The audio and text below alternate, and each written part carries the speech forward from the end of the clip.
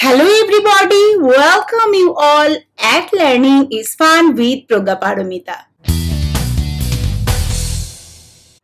I am again with you with another important video lesson, and today's lesson is about English sentence, and I am going to discuss two important units of an English sentence, that is clause and phrase.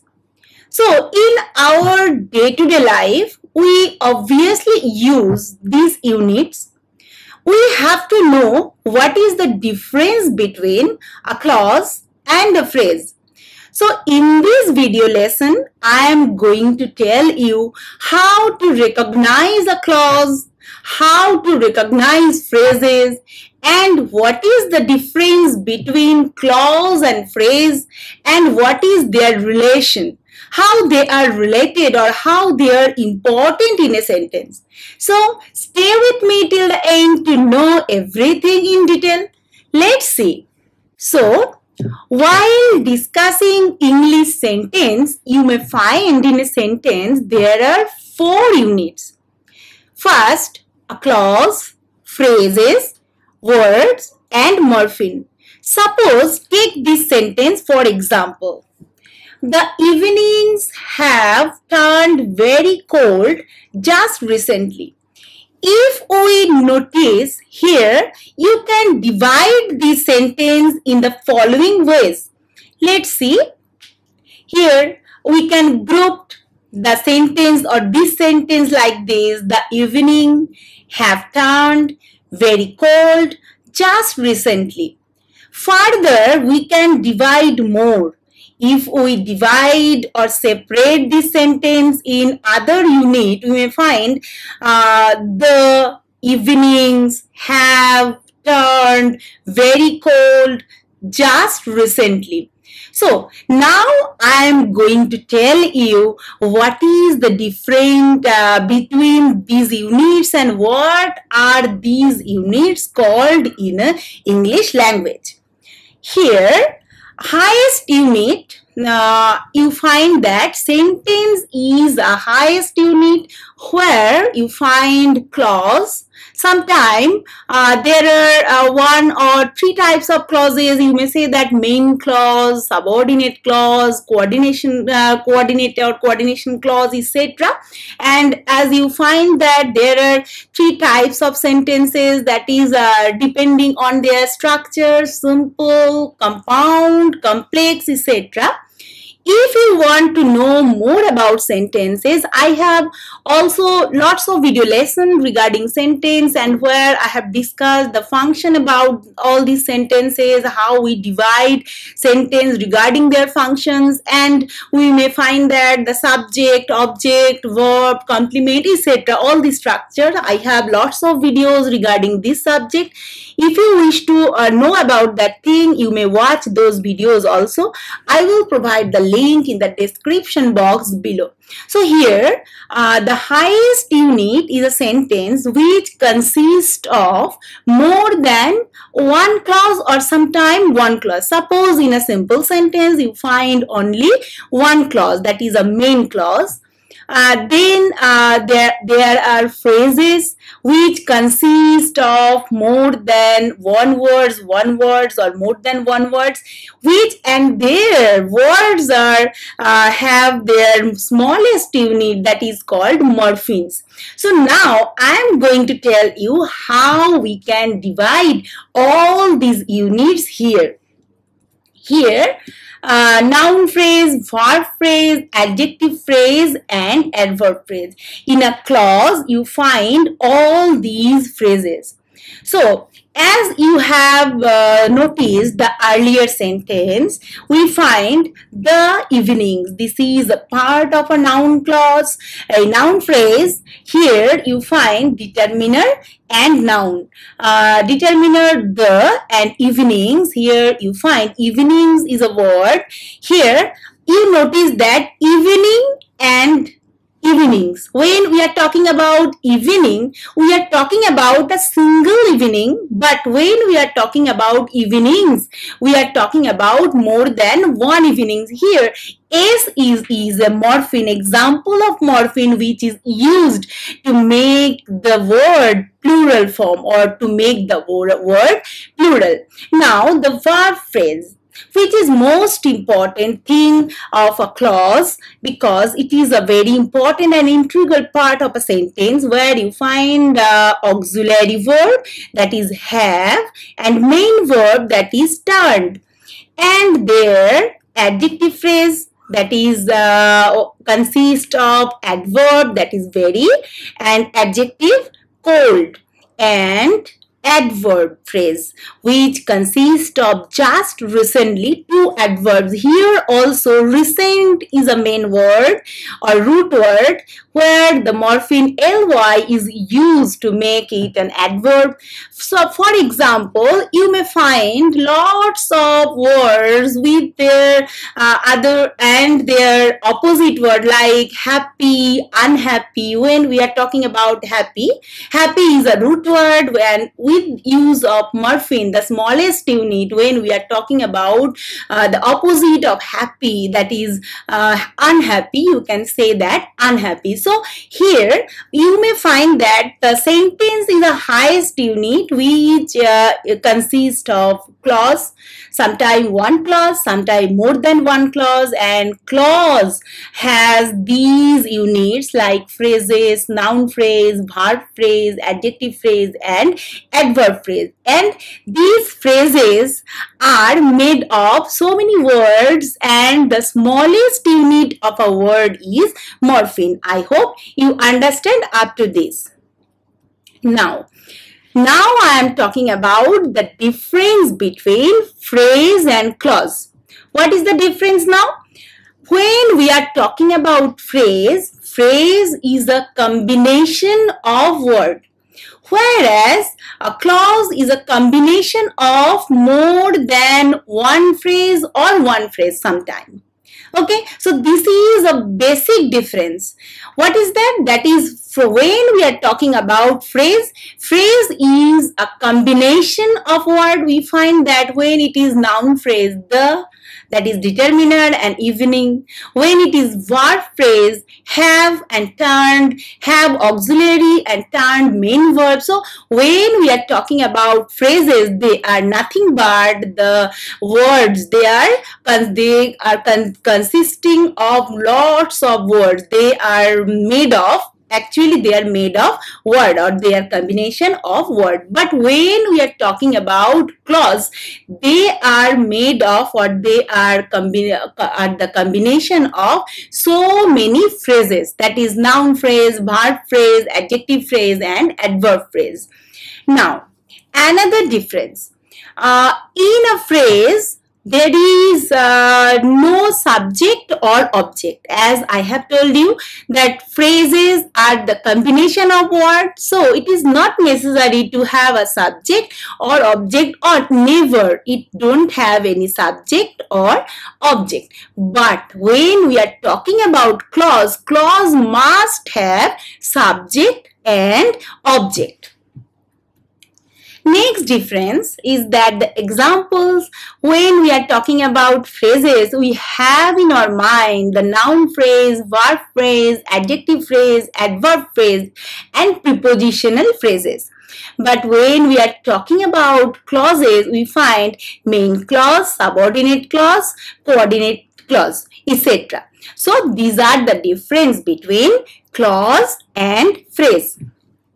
Now I am going to discuss about verb phrase, which is very important. I have told you no sentence can be possible without a verb, never possible. So let's discuss first about verb phrase. What is there? In a verb phrase, you may find a main verb which is either stands alone as an entire verb phrase or preceded by up to 4 verbs in an auxiliary function. Now let's see.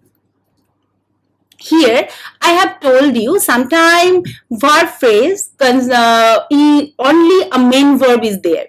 For example, the ship sank. Here sank is a main verb and it stands alone. The ship sank. But sometimes there are the auxiliary verb, and as I have told you, there are at least up to 4 verbs in their auxiliary function. The ship was sinking. Here you find 2 verbs are used to make this verb phrase. The ship has been sunk. The ship must have been sinking. The ship may have been sunk. Here you find almost. You find that sometime in a verb phrase, verb stand alone. Sometime verb phrase made of 2 verbs. Sometime the verb phrase made of 2 auxiliary, 1 main verb, 3 auxiliary, 1 main verb, etc. So when we are talking about verb phrase, the head is a main verb, and with that main verb you may have up to 4 auxiliary verbs are there. Now I am discussing about noun phrase. Noun phrase, like verb phrase, consists a head noun. That is the element you may find that evening. Evening is a head noun. With that noun phrase, you find pre-modifier, sometime with predeterminer, post-determiner, complementation, modifier, pre-modifier, post-modifier, etc. Now let's see. Here you may find that this is an example of noun phrase. Here you find determinative, pre-modification, head, post-modification, and complementation. All these are the main elements of a noun phrase. For example, here I remember him. This is a pronoun and it is a head of that noun phrase. Sometimes you may say that I remember Peter. Here head noun is Peter. Sometimes you say I remember Alice's wedding. Here wedding is a head noun and Alice's is determinative. And here I remember that girl with the red hair. Here also you find that is a determinative and head noun is girl, and with the red hair is post modification or the post modifier to the head noun girl. Similarly, you may find also I remember all those fine warm days in the country last year. Here the head noun days and pre-modification or pre-modifier are fine, warm, and determinative, all these, and here you find a post-modifier or post-modification, that is in the country last year. And another example here, I remember that is determinative, better, pre-modification, story, that is a head noun, then that, this is complementation. Similarly, I remember the best trip that I ever had. Here you find the best trip. Here trip is a head noun and that I ever had is a complementation. Similarly, another example here, I remember a good trip that I once had. Here head noun is trip, pre-modification is good. How is the tip? That is good, and the determinative a, and post modification, that is that I once had. So these are all about noun phrase. Now let's come to the adjective phrase. What is there? Adjective phrase, of course, consists of an adjective and optionally preceded or followed by modifying elements. So let's see what are those modifying elements. Here, the weather was pleasant. Here pleasant is head, that is an adjective. And here in this sentence, you don't find any pre-modification or post-modification. Let's see the next example now. The weather was too hot to be enjoyable. Here in this example, you find two pre-modification. Hot is a head adjective and to be enjoyable, this is complementation. The weather incredibly cold, here pre-modification and the head adjective.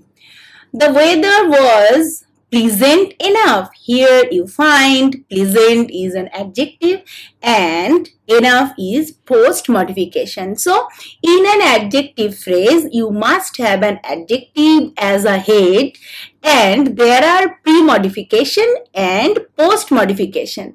Now comes to the adverb phrase. Like adjective phrase, in an adverb phrase, adverb is the head and there you also find sometime pre-modification, sometime post-modification or pre-modification, post-modification and complementation together. So let's see the example again. Here, I spoke to him yesterday. Here yesterday is the head, that is an adverb, and here there is no pre-modification or post-modification. Next, I spoke to him quite often. Here you find often is an head, that is an adverb, and here quite is pre-modification. I spoke to him very severely indeed. Here you find severely is head adjective and very and indeed they are pre-modification and post-modification respectively.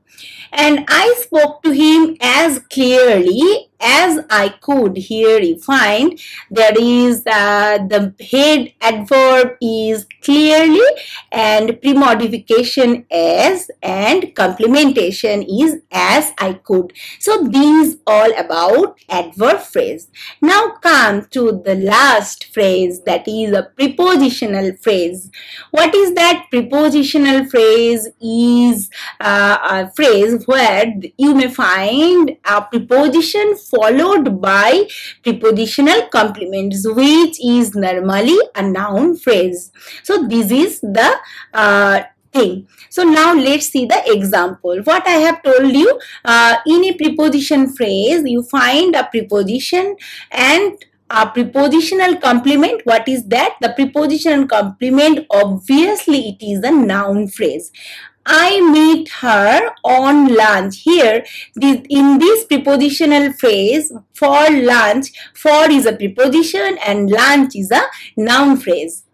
I met her at the corner of the street. Here also at is a part of that head or part or head of that prepositional phrase, and at the corner of the street is a prepositional complement. Similarly, I met her on Saturday morning. Here on Saturday morning, this is again a prepositional phrase and on is a main head or preposition and Saturday morning is a noun phrase.